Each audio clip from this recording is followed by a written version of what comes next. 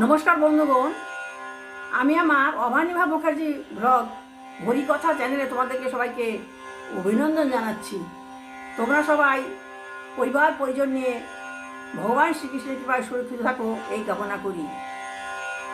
আমার বন্ধুগণ, তোমাদের সকলের মঙ্গল হোক।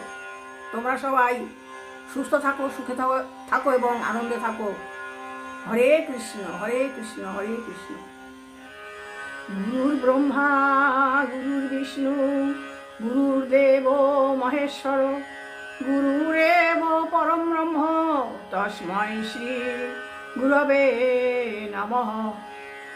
অখণ্ডমণ্ডলাকারম ব্যাপ্তমেন চরাচরম তৎপদং দর্শিতমেন তস্मै শ্রী গুরবে নমঃ। অজ্ঞান তিমিরান্ধস্য জ্ঞানাঞ্জন শলাকয়া চক্ষুর্মিলিতং তস্मै শ্রী গুরবে নমঃ। ওম তস্मै শ্রী গুরবে নমঃ। ওম তস্मै শ্রী গুরবে নমঃ। জয় শ্রীকৃষ্ণ চৈতন্য প্রভু নিত্যানন্দ শ্রী অদ্বৈত গদাধর শ্রীবাসাদি গৌর ভক্তবৃন্দ।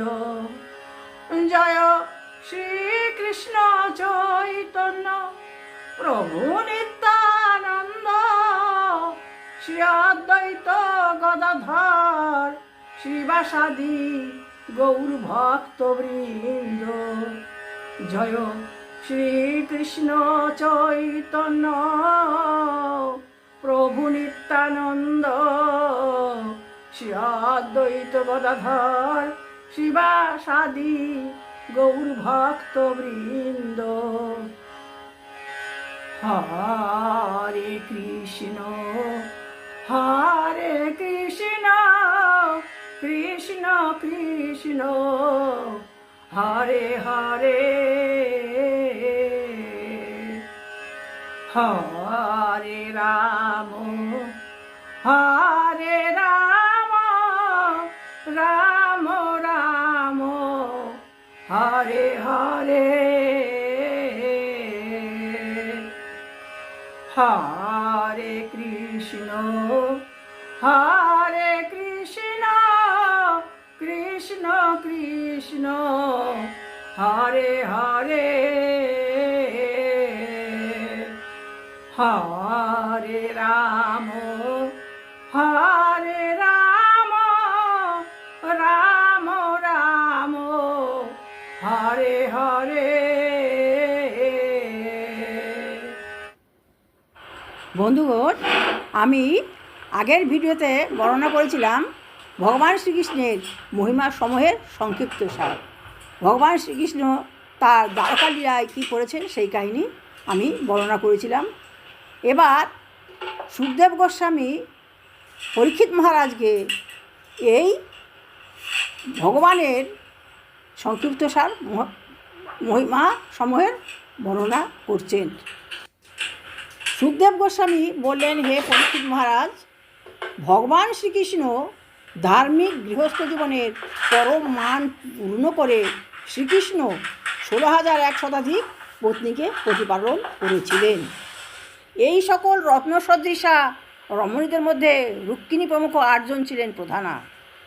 হে রাজন, আমি ইতিপূর্বে তার পুত্রগণ সহ পর্যায়ক্রমে তাদের বর্ণনা প্রদান করেছি। বলছেন যে আমি এবার 16,000 শতাধিক রানীদের বর্ণনা করছি। এর আগে আমি তার পুত্রদেরকে বর্ণনা আমি করে রেখেছি। যার প্রচেষ্টা কখনো ব্যর্থ হয় না, সেই ভগবান শ্রীকৃষ্ণ তার বহু পত্নীর প্রত্যেকের গর্ভে 10টি করে পুত্রের জন্ম দিয়েছিলেন। সেই ভগবান তার প্রত্যেকটা পত্নীর গর্ভে 10টি করে পুত্রের জন্ম দিয়েছিলেন। তিনি তার প্রত্যেকটা পত্নীর গর্ভে 10টি করে পুত্রের জন্ম দিয়েছিলেন। এই সকল পুত্রগণের মধ্যে সকলেই ছিলেন অত্যন্ত বিক্রমের অধিকারী। তার মধ্যে 18 জন ছিলেন মহাকীর্তিশালী মহারথ। এখন আমার কাছ থেকে তাদের নাম শ্রবণ করুন। এবার বলছে, হে মহারাজ পরীক্ষিত, এবার আমার কাছ থেকে তাদের নাম শ্রবণ করুন, আমি তাদের নাম আপনাকে বলবো। এই 18 জন পুত্রের মধ্যে হলেন প্রদ্যুম্ন, অনিরুদ্ধ, দীপ্তিমান, ভানু, শাম্ব, মধু, বৃহদ্ভানু, চিত্রভানু, বৃক, অরুণ, পুষ্কর, বেদবাহু, সুতদেব, সুনন্দন, চিত্রবাহু, বিরূপ, কবি ও নাগ্রধ। হে হে রাজন, যদুবংশে অসংখ্য কীর্তিমান মানুষরা জন্মগ্রহণ করেছেন, এমনকি 10 সহস্র বছরেও তাদের সকলের গণনা কেউ করে শেষ করতে কেউ পারেনি। বিশ্বত্ব সূত্র থেকে আমি শুনেছি যে তাদের সন্তানদের শিক্ষিত করার জন্য যদুকুলে 3,88,000 শিক্ষক নিযুক্ত হয়েছিলেন। যখন যাদবগণের মাঝে রাজা উগ্রসেন একাকী এক পদ্ম সংখ্যক পরিযোজন পরিবেষ্টিত হয়ে বিরাজ করেন, তখন এই সকল মহান যাদবগণকে তিনি গণনা করতে কেউ পারবে না। দ্বিতীয় বংশধরগণ যারা অতীতে দেবতা ও অসুরদের মধ্যে যুদ্ধে নিহত হয়েছিল, তারা মানুষের মধ্যে জন্মগ্রহণ করে উদ্ধতভাবে সাধারণ প্রজাদের উৎপীড়ন করেছিল। হে রাজন, এই সকল অসুরদের দমন করার জন্য ভগবান শ্রীহরি দেবতাদের যদুর বংশে অবতীর্ণ হতে বললেন। হে রাজন, তারা 101 বংশের অন্তর্ভুক্ত হয়েছিলেন। সমস্ত জীবের আশ্রয়স্বরূপ দেবকী পুত্রের রূপে পরিচিত যদুদের সভাপতি নিজ বাহুর দ্বারা অধর্ম নাশকারী, স্থাবর জঙ্গম সমস্ত জীবের অমঙ্গলকারী, মধুর হাস্যমুখের দ্বারা ব্রজবনিতাদের কামবর্ধনকারী শ্রীকৃষ্ণচন্দ্র জয়যুক্ত হন। যদুশ্রেষ্ঠ শ্রীকৃষ্ণ তার প্রতি ভক্তির ধর্মকে রক্ষা করার জন্য স্বয়ং এখানে শ্রীমদ্ ভাগবতে কীর্তিত লীলা বিগ্রহ সমূহ রূপে ধারণ করেন। যিনি বিশেষতার সঙ্গে তার পাদপদ্মে সেবা করতে ইচ্ছুক, তার সেই সকল প্রতিটি অবতারের উপযুক্ত রূপধারী ভগবানের কর্মসমূহ শ্রবণ করা উচিত। এই সমস্ত লীলার বর্ণনা শ্রবণ করলে সমস্ত কর্মফলসমূহ বিনষ্ট হয়। নিত্য বর্ধিত নিষ্ঠার সঙ্গে ভগবান মুকুন্দের বিষয়ে নিয়মিত শ্রবণ, কীর্তন ও স্মরণের মাধ্যমে যে কেউ অবশ্যম্ভাবী মৃত্যু প্রভাবরহিত দিব্য ভগবদ্ধাম প্রাপ্ত হবেন। এই উদ্দেশ্যে মহান রাজাগণ সহ বহু ব্যক্তি তাদের জরৎগৃহ পরিত্যাগ করে বনে গমন করেছিলেন।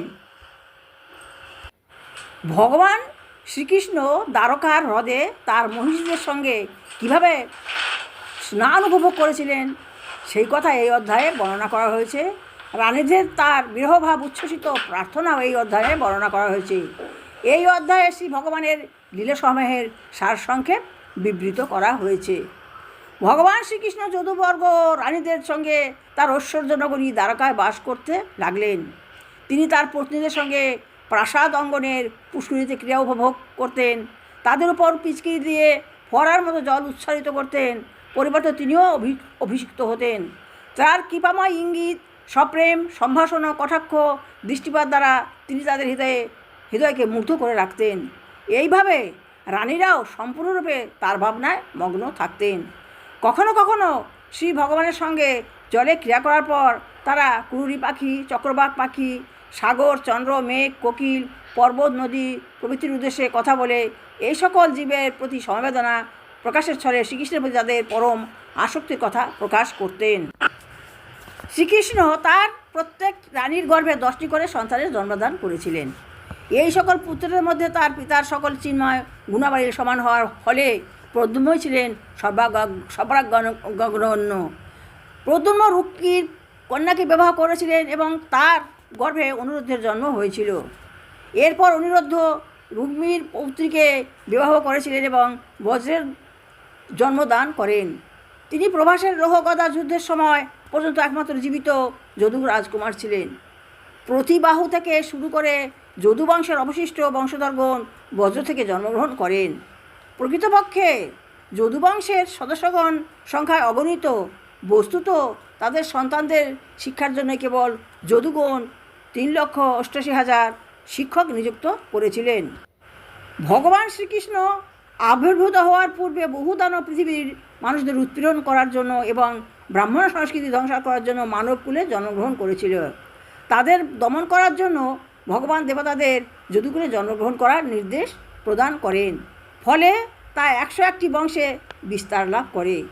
সকল যদুগুণী শ্রীকৃষ্ণকে পরমেশ্বর ভগবান রূপে স্বীকার করেছিলেন এবং তাদের প্রতি অবিচল ভক্তি ভাব দেখিয়েছিলেন।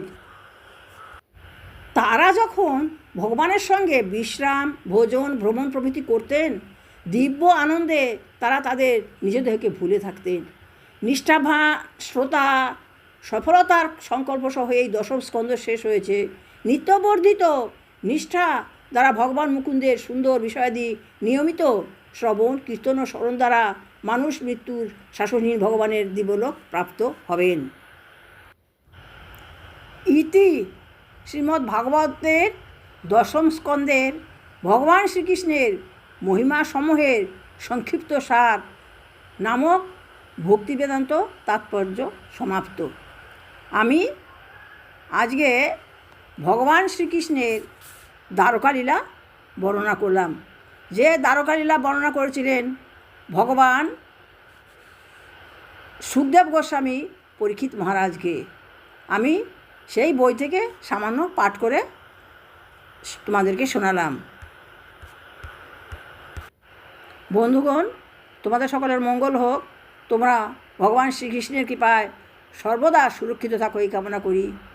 ওম হরি ওম তৎসৎ। ওম হরি ওম তৎসৎ। ওম হরি ওম তৎসৎ। ভগবান শ্রীকৃষ্ণ জয়যুক্ত হন। জয় শ্রী রাধে, জয় শ্রী রাধে, জয় শ্রী রাধে।